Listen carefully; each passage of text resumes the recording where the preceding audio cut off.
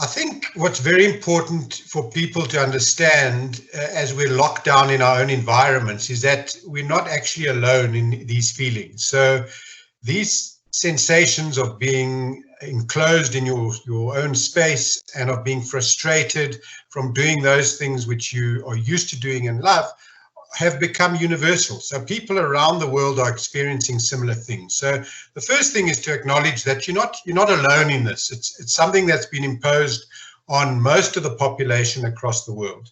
And it's even more frustrating because we can't see the thing which is causing us to act in this way.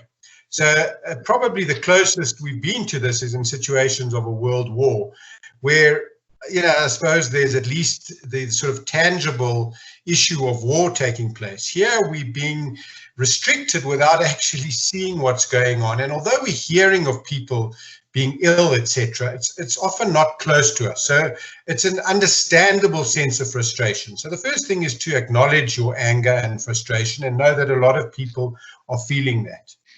In terms of dealing with it, if I can summarize it in one word, it would be routine. And that is to establish and maintain a routine over this period. I think the worst thing you can do, having this sort of time available to you, is to change your sleep pattern, to sleep late, to stay up later than normal, etc.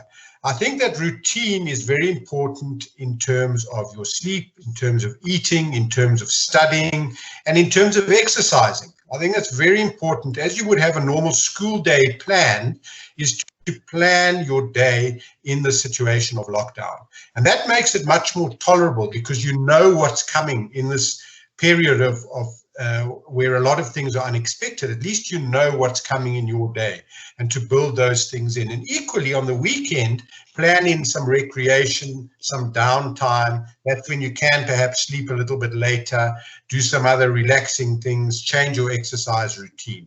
So I think planning a routine through this period is absolutely essential.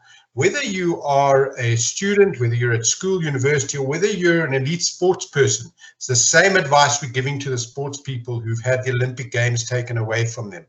Still establish your routine. You may have had your goals shifted somehow, but establish a new routine, get into that cycle and stick to it. And that will maintain a lot of motivation because at least you have short-term and medium-term goals that you can work towards. So I think that's something that's actually going to stay with us through this epidemic and beyond. And perhaps one of the positive spin-offs will be that emphasis on regular hygiene. This shouldn't be something that's just part of a pandemic now over the next few months and then we forget about it.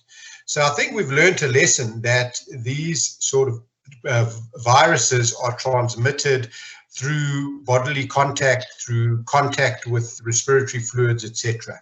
So we know that the virus is susceptible to washing with soap and water, and those simple practices should become regular in our routine. And so if you wash your hands regularly, if you use sanitizer, which I think will also become a lot more of a regular routine in all of our existences. And as you said, that sort of physical distancing of 1.5 to 2 meters under normal circumstances will really prevent most people contracting these sorts of infections. The other thing I'd like to emphasize is the whole context, particularly when we're speaking to children of school-going age, is that they're actually at very low risk. So if we look at the spectrum of people that have contracted COVID-19, and we look at those that have suffered serious illnesses, that have had to be admitted to hospital, have had to go to ICU, and have actually died, those are really small in number in terms of percentage. And actually almost all of them either suffered some sort of what we call comorbidity. They had some other illness or they were over 60 years of age. So if you are a healthy school-going age individual, you're actually at very low risk. Even if you contract it, it's unlikely to be a serious condition.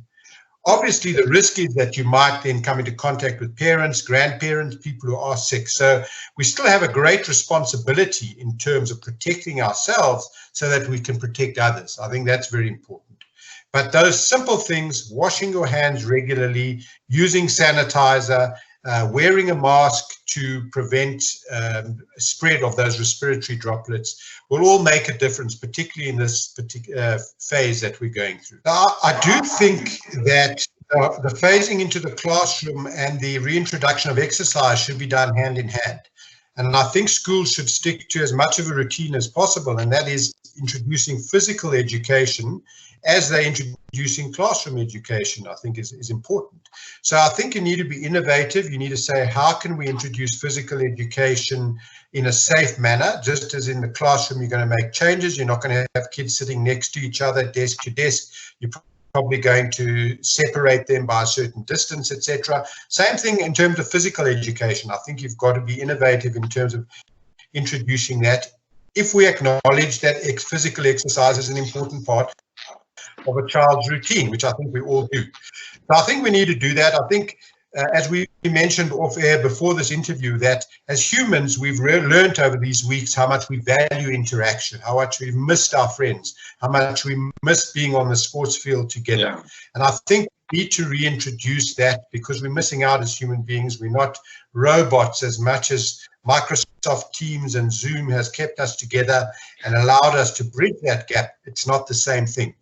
So I think within this low risk, and I emphasize again that dealing with kids is low risk in terms of severity of illness, we need to try and be innovative in reintroducing exercise together with a return to the classroom.